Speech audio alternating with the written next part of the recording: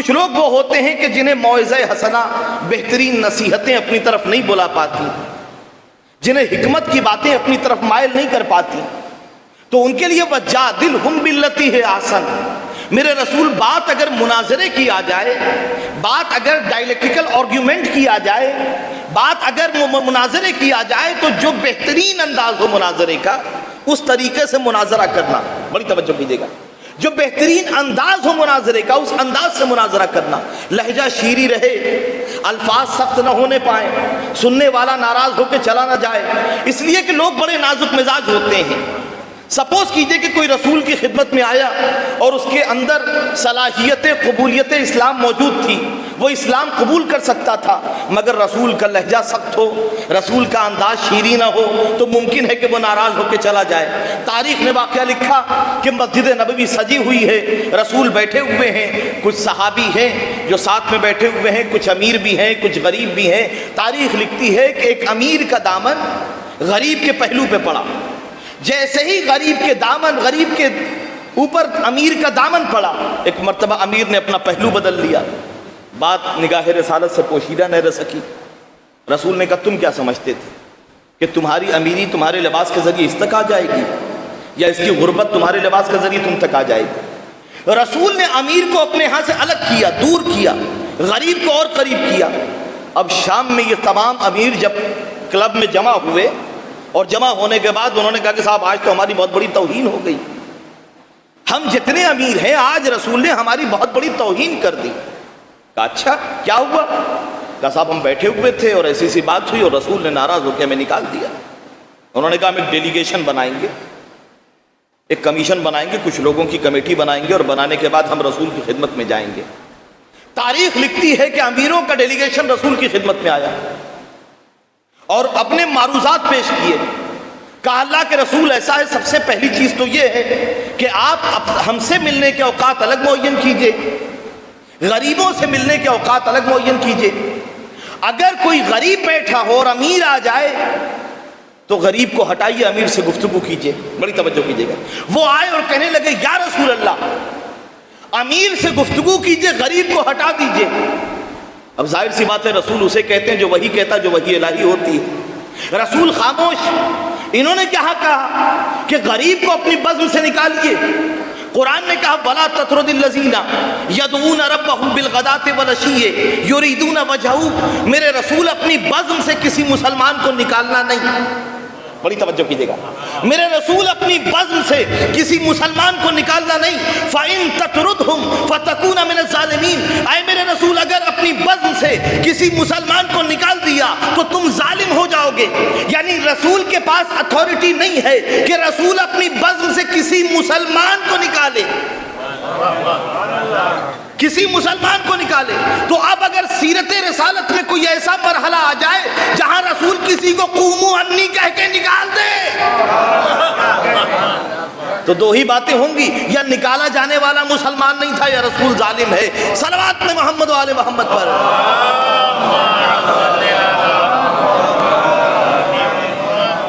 تو رسول نے حکمتوں کے ذریعے وَجَادِلْهُمْ بِالَّتِي هِيَ أَحْسَنُ، میرے رسول لہجہ سخت نہ ہونے پائے، کہیں سننے والا ناراض ہو کے نہ چلا جائے۔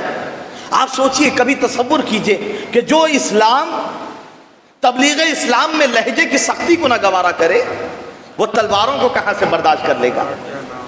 رسول نے کردار کے ذریعے، اخلاق کے ذریعے اسلام پھیلایا ہے۔ رسول کب سے رسول تھے؟ رسول تھے کنتو نبیہ و آدم بین الماء والطین، میں اس وقت بھی نبی تھا جب آدم آب و گل کے درمیان تھے۔ تو پھر 40 سال کیا کر رہے تھے؟ اللہ کے رسول جب آپ آدم آب و گل کے درمیان تھے اس وقت بھی پیغمبر تھے۔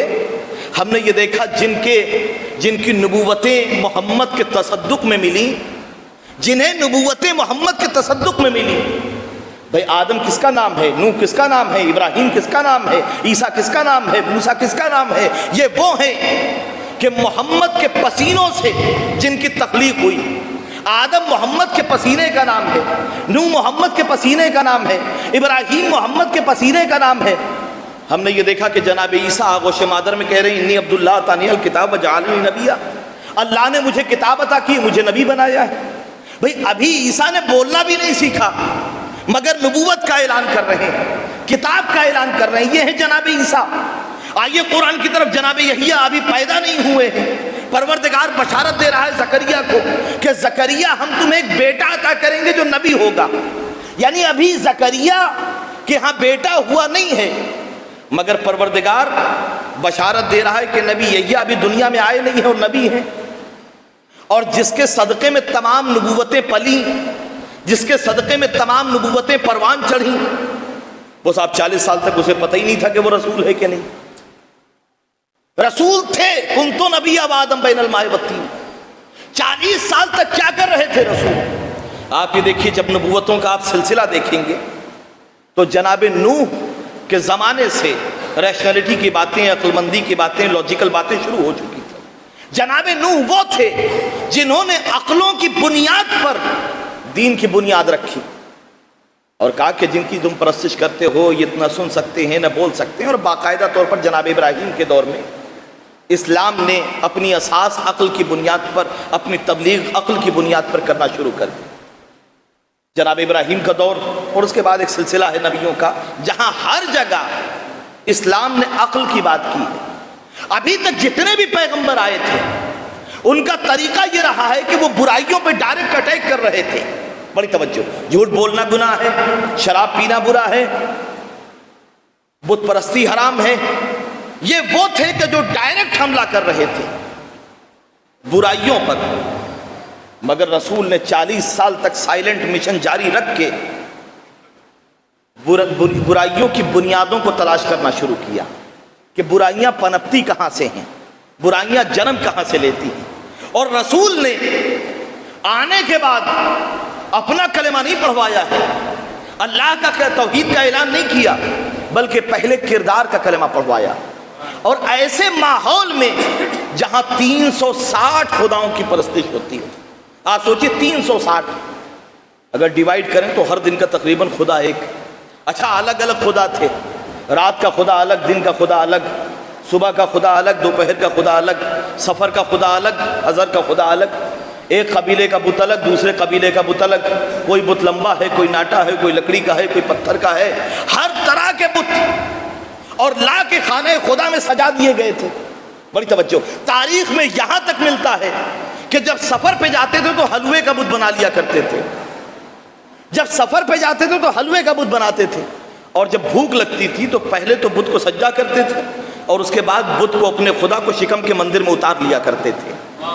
تو جو معاشرہ خدا خور ہو چکا ہو، جو معاشرہ اپنے خدا کو کھا جاتا ہو، ایسے معاشرے میں جہاں جھوٹے تھے، وہ بدماش تھے، وہ مکار تھے، وہ جواری تھے، وہ شرابی تھے، دنیا کی تمام برائیاں ان کے اندر تصور کی جا سکتی تھی، ان کے درمیان جب سچا پیدا ہو گیا، بھئی دنیا یہی تو کہتی ہے نا کہ سماج جیسا ہوتا ہے سوسائٹی جیسی ہوتی ہے۔ سماج اور سوسائٹی لوگوں کو شیپ دیتی ہے، لوگوں کو فارم کرتی ہے۔ سماج اگر اچھا ہوتا ہے تو لوگ اچھے بنتے ہیں، اگر سماج برا ہوتا ہے تو لوگ برے بنتے ہیں۔ لہٰذا آپ یہ دیکھیے، جب ہم زمینیں خریدنے کہیں جاتے ہیں، کسی علاقے میں مکان بنوانا ہے، ہم مکان کے لیے زمین نہیں دیکھتے ہیں، ہم سراؤنڈنگ ایریا دیکھتے ہیں، علاقہ دیکھتے ہیں کہ لوگ کیسے یہاں پر رہتے ہیں۔ یا آپ زمین خریدنے آئے، زمین خریدیے، یہ لوگوں کو دیکھنے کی کیا ضرورت ہے؟ کہ صاحب قیمت زمین کی نہیں ہوتی، قیمت پڑوسیوں کی ہوتی ہے۔ قیمت زمین کی نہیں ہوتی، قیمت پڑوسیوں کی ہوتی ہے۔ اگر پڑوسی اچھے ہوں گے تو آپ لوگ بچے اچھے نکلیں گے، اگر پڑوسی اچھے نہیں ہوں گے، بڑی توجہ کیجیے گا۔ اچھا، پڑوسی کی ضرورت دنیا میں بھی ہوتی ہے، آخرت میں بھی ہوتی ہے، نہیں غور کر رہے میں کہاں لے جانا چاہتا ہوں۔ پڑوسی اگر اچھے ہوتے ہیں تو پھر سماج اور معاشرہ اچھا ہوتا ہے۔ کبھی کبھی زندگی میں پڑوسی اچھے نہیں ملتے اور مرنے کے بعد بھی اچھے نہیں ملتے۔ رسول کا المیہ یہ تھا کہ نہ زندگی میں اچھے پڑوسی ملے، نہ مرنے کے بعد اچھے ملے۔ صلوات پڑھیں محمد وآل محمد پر۔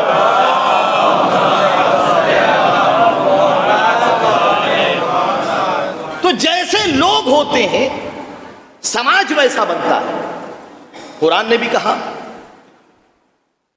وَتَعَاوَنُوا عَلَى الْبِرِّ وَالتَّقْوَى، تقوی کی بنیاد پر سوسائٹی کو فارم کرو، نیکیوں کی بنیاد پر سماج بناؤ، اس لیے کہ سماج اچھا ہوگا تو لوگ اچھے ہوں گے. بڑی توجہ کیجیے گا, سماج اچھا ہوگا تو لوگ اچھے ہوں گے. اب اتنا بدترین سماج جہاں سب جھوٹے ہیں, جہاں سب مکار ہیں, رسول نے صداقت کا کلمہ پڑھوایا, رسول نے امانت کا کلمہ پڑھوایا. اس کا مطلب یہ ہے کہ عام انسان میں اور رسول میں فرق ہے. عام انسان وہ ہوتا ہے جو سماج کے دھارے میں بہہ جاتا ہے, رسول اسے کہتے ہیں جو سماج کو اپنے دھارے میں بہا لے جاتا ہے. صلوات پڑھیں محمد وآل محمد پر.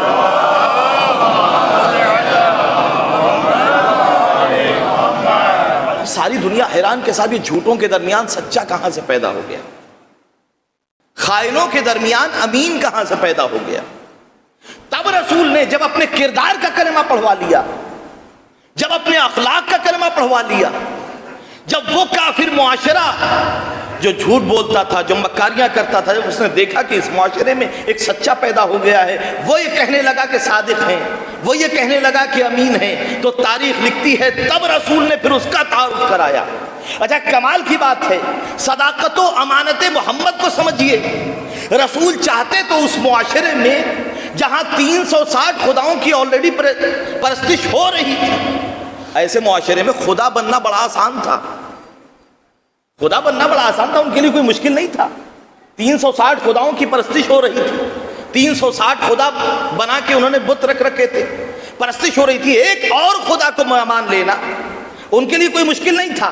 مگر یہ امانت محمد تھی, یہ صداقت محمد تھی کہ رسول نے اپنا کلمہ نہیں پڑھوایا, اپنا کلمہ بعد میں پڑھوایا, پہلے اس کا کلمہ پڑھوایا. پہلے کہا کہو لا الہ الا اللہ. اچھا, کمال کی بات ہے, رسول چاہتے, یہ صداقت و امانت محمد کا کمال ہے کہ رسول نے اپنا کلمہ نہیں پڑھوایا, پہلے خدا کا کلمہ پڑھوایا. اب سمجھیے گا کہ نبوت نے محمد کو معتبر نہیں کیا ہے, محمد نے نبوت کو معتبر کیا ہے. صلوات پڑھیں محمد والے محمد پر.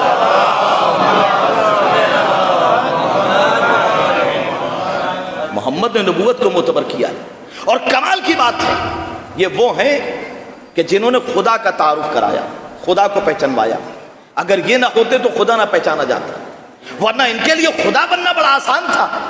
اور ہم نے یہ دیکھا کہ اس معاشرے میں انسانوں کے درمیان بڑے بڑے خدا پیدا ہو گئے. بڑی توجہ کیجیے گا, بڑے بڑے خدا پیدا ہو گئے, اور وہ سب خدائی کا دعویٰ کر رہے ہیں کہ صاحب ہم خدا ہیں.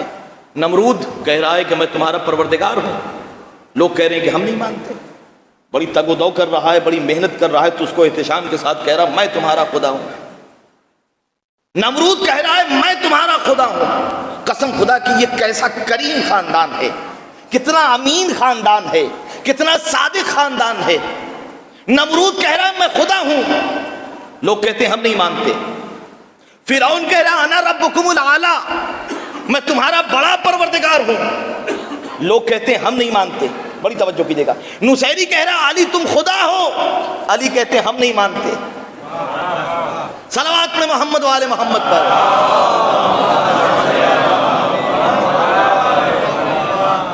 تو اپنا تعارف کرایا صداقت کے ذریعے, اپنا کلمہ پڑھوایا امانت کے ذریعے, امانت کا کلمہ پڑھوایا, صداقت کا کلمہ پڑھوایا. اس کے بعد کہا کہ اگر مجھے صادق مانتے ہو, یعنی اپنی صداقت کو معیار بنایا توحید کا, اپنی صداقت کو معیار بنایا نبوت کا, کہ اگر تم مجھے صادق مانتے ہو, اگر امین مانتے ہو, تو میری صداقت پر اعتبار کرتے ہوئے اس ایک خدا کو مان لو. صلوات پڑھیں محمد والے محمد پر.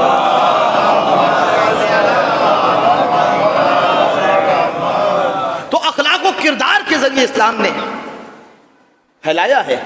رسول نے اسلام کو اخلاق کے ذریعے پھیلایا, کردار کے ذریعے پھیلایا, تلواروں کے ذریعے نہیں پھیلایا ہے.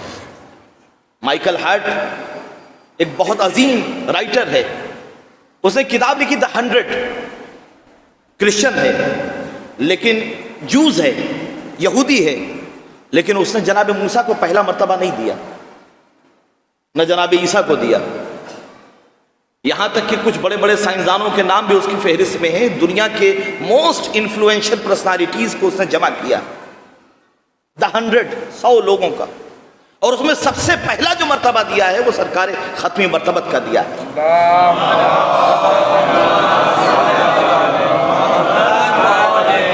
اور جب اس سے پوچھا گیا کہ بھئی آپ تو یہودی ہیں، آپ موسیٰ کو کہہ سکتے تھے کہ دنیا کی سب سے انفلوئنشل پرسنالٹیز میں جناب موسیٰ فرسٹ نمبر پہ آتے ہیں، لیکن اس نے موسیٰ کا نام نہیں لیا، اس نے عیسیٰ کا نام نہیں لیا، اس نے سرکار ختمی مرتبت کا نام لیا۔ اور اپنے انٹرویو میں اور اس کتاب میں بھی وہ تحریر کرتا ہے کہ جب میں نے محمد کی سیرت کو دیکھا، محمد کے کردار کو دیکھا، محمد کی رفتار کو دیکھا، تو مجھے سمجھ میں آیا، وہ کہتا ہے he was the only man in history, he was supremely successful on both religion and secular level۔ ہم نے جب محمد کے کردار کو دیکھا تو ہمیں سمجھ میں آیا کہ جس طریقے سے وہ مسلمانوں سے بیہیو کرتے تھے اسی طریقے سے کافروں سے بھی بیہیو کرتے تھے، جس طریقے سے وہ اسلام کی بنیادوں پر۔ آج جو رسالت پر الزامات لگائے جا رہے ہیں، اور کمال کی بات ہے کہ جیسے جیسے مسلمان جب پرچم لے کے بلند کرتا ہے اور کوشش کرتا ہے کہ اسلام پھیلانے چلتا ہے، بجائے یہ کہ اسلام پھیلے دنیا میں اسلام بدنام ہوتا ہے۔ جیسے ہی مسلمان پرچم لے کے چلتا ہے، وجہ کیا ہے؟ وجہ یہ ہے کہ آج دنیا اسلام کو سمجھنے کی کوشش نہیں کر رہی ہے، مسلمان کے کردار کو دیکھ رہی ہے، اور مسلمان کا کردار ایسا نہیں ہے کہ جس سے اسلام سمجھا جا سکے۔ مسلمان کا کردار ایسا نہیں ہے، چاہے وہ طالبان ہو، چاہے وہ القاعدہ ہو، وہ چلے ہیں صاحب اسلام پھیلانے۔ جسے دیکھیے پرچم لے کے کھڑا ہو جاتا ہے، اسلام ول ڈومینیٹ، اسلام ول ڈومینیٹ، اسلام پوری دنیا پہ قبضہ کر لے گا۔ ارے بھائی آپ کا کردار کیسا ہے؟ کہیں ایسا تو نہیں؟ محمد بن سلمان نے بھی کہا تھا کہ ہمیں اسلام کے چہرے کو چینج کرنا پڑے گا۔ اسلام کے چہرے کو چینج کرنے کی ضرورت نہیں ہے، اپنا کردار چینج کر لو، اسلام پہ کوئی عیب نہیں ہے۔ اور کمال کی بات ہے جب جب مسلمان پرچم لے کے چلتا ہے تب اسلام پہ حملے ہونے لگتے ہیں کہ اسلام دہشت گردی سکھاتا ہے، اسلام ٹیرورزم سکھاتا ہے، اسلام آتنکواد سکھاتا ہے، اسلام قتل و غارت گری سکھاتا ہے۔ اسلام تو پیس کا مذہب ہے، اسلام سکون کا مذہب ہے، اسلام امن و آشتی کا مذہب ہے۔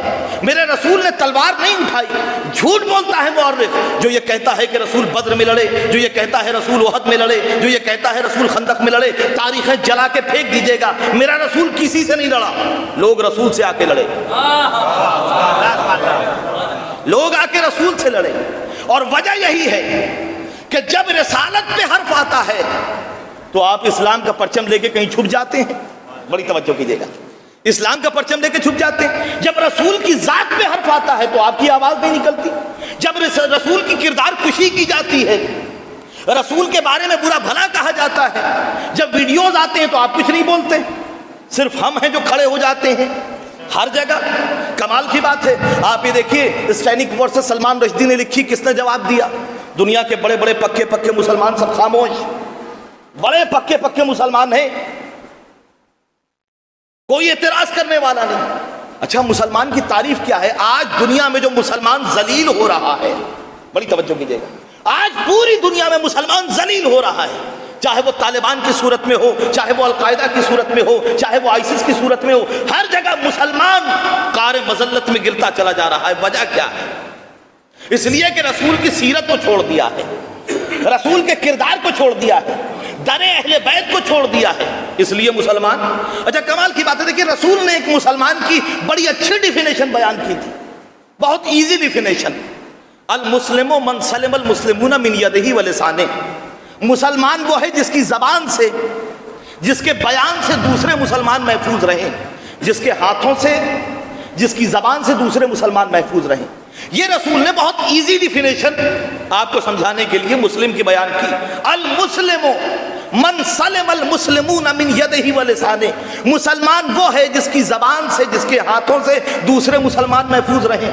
اور کمال کی بات ہے آج کے سینیریو میں دیکھیے تو مسلمان مسلمان کو مار رہا ہے، مسلمان مسلمان کو مار رہا ہے، یمن پہ حملہ ہو رہا ہے، کون لشکر دے رہا ہے؟ کون ہتھیار دے رہا ہے؟ بحرین پہ حملہ ہوا، کون ہتھیار لے کے آگے بڑھا؟ بڑے پکے پکے مسلمان ہیں صاحب، زمین بھی دے رہے ہیں، ہتھیار بھی دے رہے ہیں، اپنا میدان بھی دے رہے ہیں، اپنے ہتھیار بھی دے رہے ہیں، مسلمان مسلمان کو مار رہا ہے۔ افغانستان ہو مسلمان نے مسلمان کو مارا، عراق ہو مسلمان نے مسلمان کو مارا، فلسطین ہے مسلمان نے مسلمان کو مارا، بحرین ہے مسلمان نے مسلمان کو مارا، یمن ہے مسلمان نے مسلمان کو مارا، اور سب پکے پکے مسلمان، اعتراض نہیں کر سکتے آپ کو اتھارٹی نہیں ہے۔ اچھا کمال کی بات ہے سب ایک دوسرے کو مار رہے ہیں، کوئی بچانے کے لیے تیاری نہیں ہے، اور ہم ہیں جو ہر جگہ کھڑے ہو جاتے ہیں۔ یمن پہ حملہ ہو رہا ہے ہم کھڑے ہو گئے،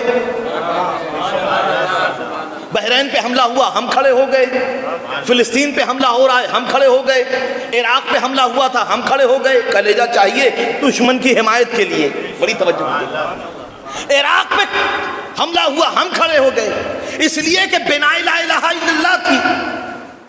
اسلام ہمیں سکھاتا ہے المسلم من سلم المسلمون من یدیہ ولسانہ، سب بڑے پکے پکے مسلمان خادمین حرمین شریفین، مسلمان کو مار رہا ہے، ہتھیار دے رہے ہیں، لشکر دے رہے ہیں، سب بڑے پکے پکے مسلمان۔ اور ایران ہے جو ہر جگہ کھڑا ہو جاتا ہے کہ صاحب یہ ظلم ہو رہا ہے، یہ غلط ہو رہا ہے، ہم ہر جگہ کھڑے ہو جا رہے ہیں۔ اور کمال کی بات ہے صاحب فلسفہ سمجھ میں نہیں آتا، سب بڑے پکے پکے مسلمان ہتھیار دے رہے ہیں، تلوار دے رہے ہیں، لشکر دے رہے ہیں، فوج بھیج رہے ہیں، سب بڑے پکے پکے مسلمان، اور جو بچانے کے لیے کھڑا ہو جاتا ہے وہی کافر۔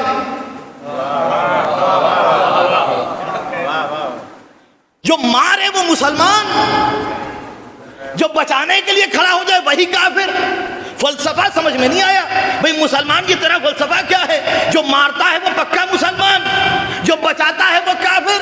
کہا تاریخ بڑی پرانی ہے، ارے رسول کے پکے پکے دشمن مسلمان ہو گئے، بچانے والا ابو طالب کافر کا کافر رہا۔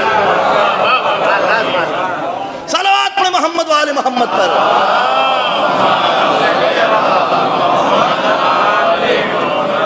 تو جب بھی رسول پہ حرف آیا کون بولا؟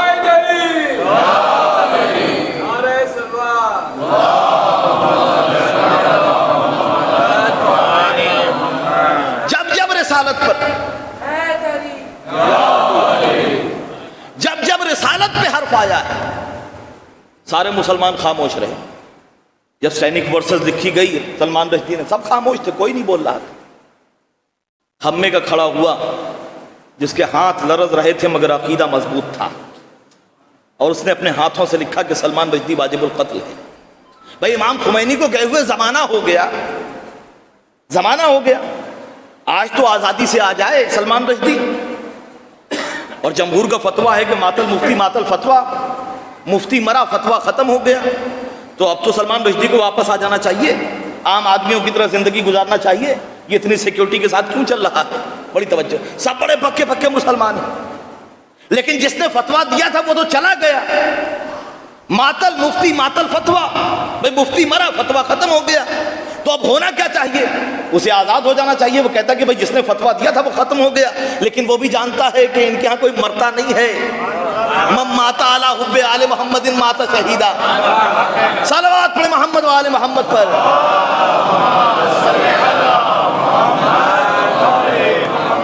تو جب رسالت پہ بات آئی، رسالت کو سمجھائے گا کون؟ آپ چلے ہیں دنیا میں اسلام بتانے کے لیے، اسلام بتانے کے لیے نہیں چلے، اسلام برباد کرنے کے لیے چلے، اسلام کو بدنام کرنے کے لیے چلیں، اس لیے کہ آپ کو خود نہیں پتا کہ اسلام کیا ہے۔ بڑا مشہور واقعہ ہماری طرف سننے میں آتا ہے کہ 10-20 لوگ پہنچے اور کہنے لگے کہ صاحب کیا کرنا ہے؟ کہ اسلام پھیلانے آئے ہیں، گلیوں میں جا رہے ہیں اسلام پھیلانے کے لیے، محلوں میں جا رہے ہیں اسلام پھیلانے کے لیے۔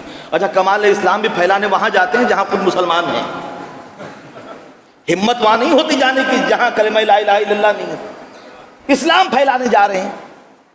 کیا بھائی کہا سب 10 لوگوں کو نمازی بنا دو، یہ کر دو وہ کر دو، جنت مل جائے گی۔ کمال کی بات ہے، 10 لوگوں کو نمازی بنائیے جنت مل جائے گی، کسی کو شک نہیں ہوتا۔ اور ہم کہتے ہیں کہ حسین پہ گریہ کر لیجئے، ایک آنسو بہا لیجئے تو جنت ملنے پہ اعتراض ہونے لگتا ہے کہ صاحب یہ کیسے ہو سکتا ہے۔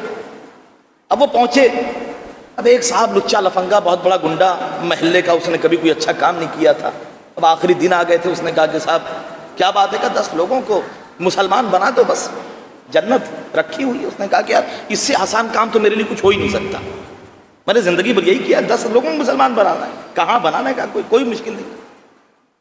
وہ آیا تلوار لے کے شاہراہ پہ آ کے کھڑا ہو گیا، ایک ایک آدمی ادھر آؤ، پڑھو کلمہ لا الہ الا اللہ محمد رسول اللہ، نبی سر اڑا دوں گا۔ اب بیچارہ مرتا کیا نہ کرتا، اس نے کلمہ پڑھ لیا۔ دوسرے کو بلا ادھر آؤ،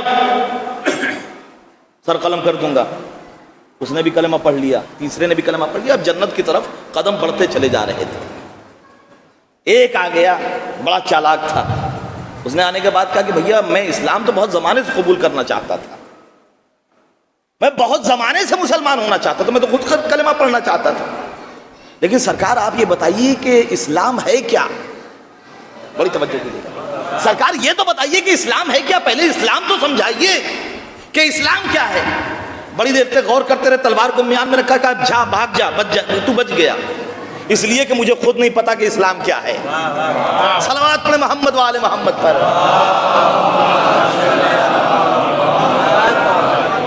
تو جب اسلام ایسے لوگ پھیلانے لگے تو اسلام بدنام ہوتا ہے۔ اسلام کو سمجھنا ہے تو اسلام کربلا سے سمجھیے۔ وہ قوم زندہ ہے جس کے پاس حسین جیسا ہیرو ہے، ایک یونیورسل ہیرو۔ کائنات میں کسی بھی جگہ پر چلے جائیے، خالی یہ کہہ دیجئے ہم حسینی ہیں، پھر اپنا معیار دیکھیے۔ آج دنیا کہتی ہے نا کہ صاحب دو شہزادوں کی جنگ تھی، ان کی جنگ تھی، ان کی جنگ تھی، ٹھیک ہے، چلو انٹرنیشنل مارکیٹ میں تم یزید کو لے کے چلو، ہم حسین کو لے کے چلتے ہیں۔ اینٹونی بارا ایک کرسچن اسکالر ہے، وہ یہ کہتا ہے if Hussain was one among us، کاش حسین ہم میں کے ایک ہوتے۔ بڑی توجہ کیجیے گا، اہمیت سمجھیے گا اپنی، اور اس عزاداری کی اہمیت کیا ہے۔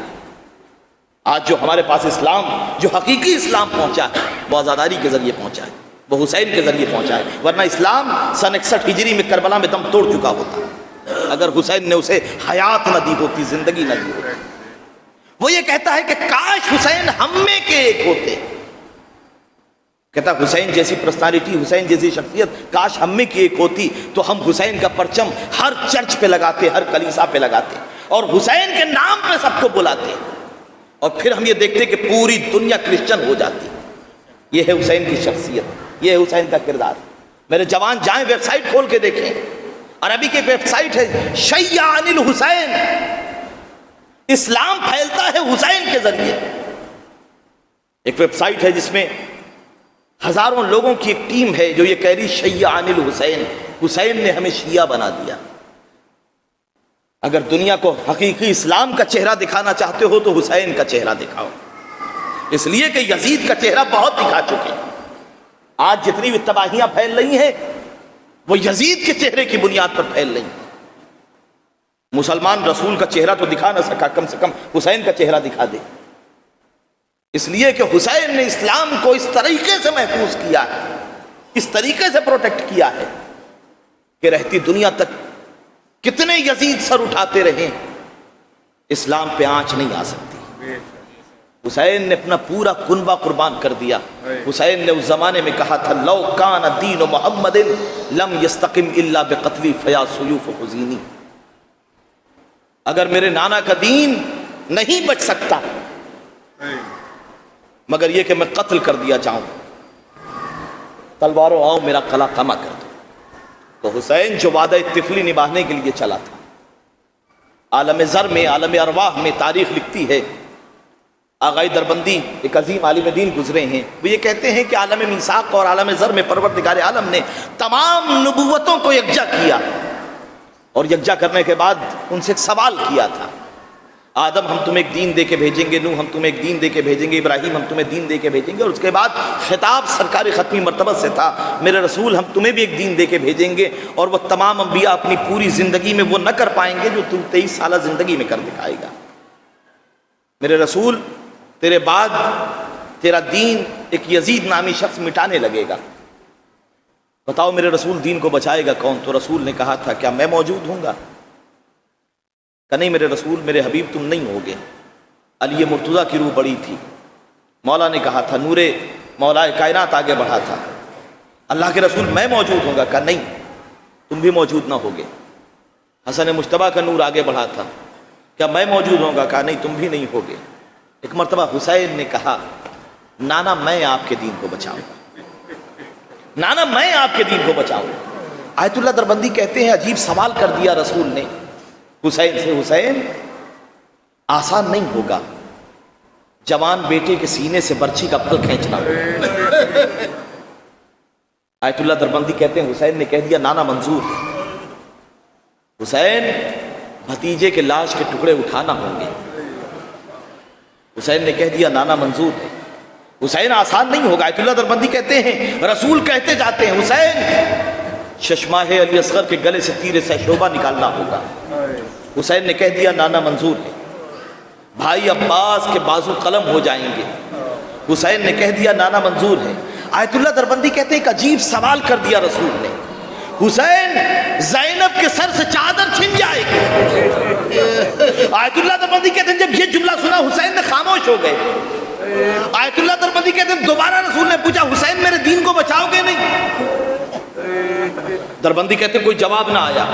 جب تیسری مرتبہ رسول نے پوچھا حسین میرے دین کو بچائے گا کون؟ دربندی کہتے ہیں ایک مرتبہ ایک خاتون کی آواز ہے بھیا کہہ دو نانا یہ بھی منظور. بھیا تم اپنے امتحان دینا زینب اپنے امتحان دے گی. زینب اپنے امتحان دے گی. اور باب ازا حسین اپنے امتحانات پورے کر چکے. آسان نہیں تھا. کائنات میں ہم نے دیکھا ہے بڑے بڑے پیغمبروں نے ایک منزل پہ آنے کے بعد سر تسلیم خم کر دیا پروردگار اس کے بعد نہیں ہو سکتا. آدم نے سر تسلیم خم کر دیا. ابراہیم نے سر تسلیم خم کر دیا.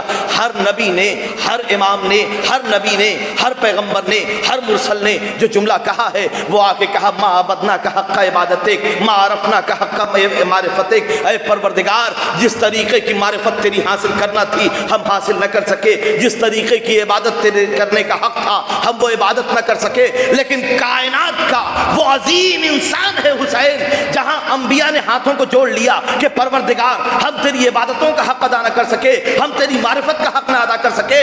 سرزمین کربلا پر حسین نے سجدہ کر کے کہا ہے الہی قد وفیت بعہدی. اے میرے معبود آج حسین نے اپنا وعدہ وفا کر دیا. یہ نہیں کہا حسین نے کہ معبود جس طریقے سے وعدہ وفا کرنے کا حق تھا حسین نے وعدہ وفا نہیں کیا. نہیں قد وفیت بعہدی پروردگار میں نے اپنا وعدہ پورا کر دیا.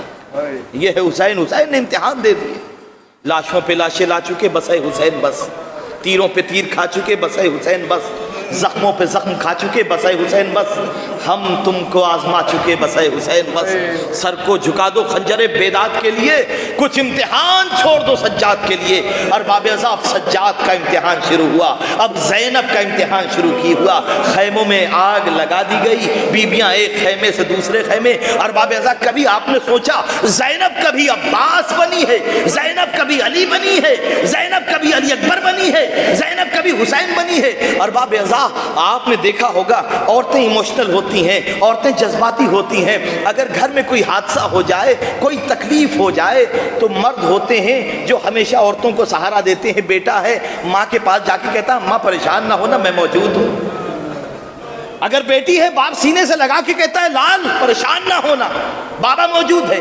اگر بہن پہ مصیبت آئی ہے بھائی کھڑا ہو کے کہتا ہے پریشان ہونے کی ضرورت نہیں ہے بھائی موجود ہے. اور باب ازا کبھی آپ نے تصور کیا ہائے میرے زینب کا مقدر ہائے زینب کا مقدر جیسے جیسے مصیبتیں آئی ہیں کبھی سید سجاد نے تقویت نہیں دی بلکہ زینب نے سید سجاد کو تقویت دی ہے. میرے لال گھبرانا نہیں پھوپھی اماں موجود ہے پھوپھی اماں موجود ہے. اور باب ازا جس وقت جلتے ہوئے خیمے سے سید سجاد کو لے کے آئی ہیں اور سید سجاد نے شکر کا سجدہ کرنا شروع کیا. اور باب ازا تاریخ لکھتی ہے زینب نے ٹوٹا ہوا نیزہ لے کے خیموں کے گرد تلایا پھرنے لگی اور خیموں کی حفاظت کرنے لگی. اور باب ازا کس انداز سے زینب کبھی علی بنی زینب کبھی عباس بنی اور زینب نے کس طریقے سے سید سجاد کو حوصلہ افزائی کی ہے سید سجاد کا دل بڑھایا ہے. روایتیں بیان کرتی ہیں کہ ایک مرتبہ جب یہ لٹا ہوا قافلہ کربلا سے کوفے کی طرف جانب رواں دواں تھا تو ایک مرتبہ زینب نے کیا دیکھا سید سجاد کے چہرے کا رنگ متغیر ہو رہا ہے. زینب نے اپنے اونٹ کی رفتار آہستہ کی سید سجاد کے قریب آئی کیا میرے لال تم بھی داغ مبارکت دے جاؤ گے. ایک مرتبہ سید سجاد تڑپ گئے نہیں پھوپھی اماں ارے آپ نے نہیں دیکھا ان ظالموں نے اپنے کچھ تہائے نجس کو تو دفن کر دیا لیکن ہائے میرے بابا کا جنازہ ارے جس کا بیٹا جوان ہو اس کے ہاتھوں میں ہتھکڑیاں، پاؤں میں بیڑیاں، گلے میں خاردار توق ہو، ہائے سید سجاد اتنا مظلوم ہو گیا، اتنا مظلوم ہو گیا کہ اپنے بابا کو اس کو کفن نہ دے سکے۔ سیعلم الذین ظلموا ای منقلب ینقلبون، الا لعنۃ اللہ علی القوم الظالمین۔ آپ حضرات سے گزارش ہے کہ ایک مرتبہ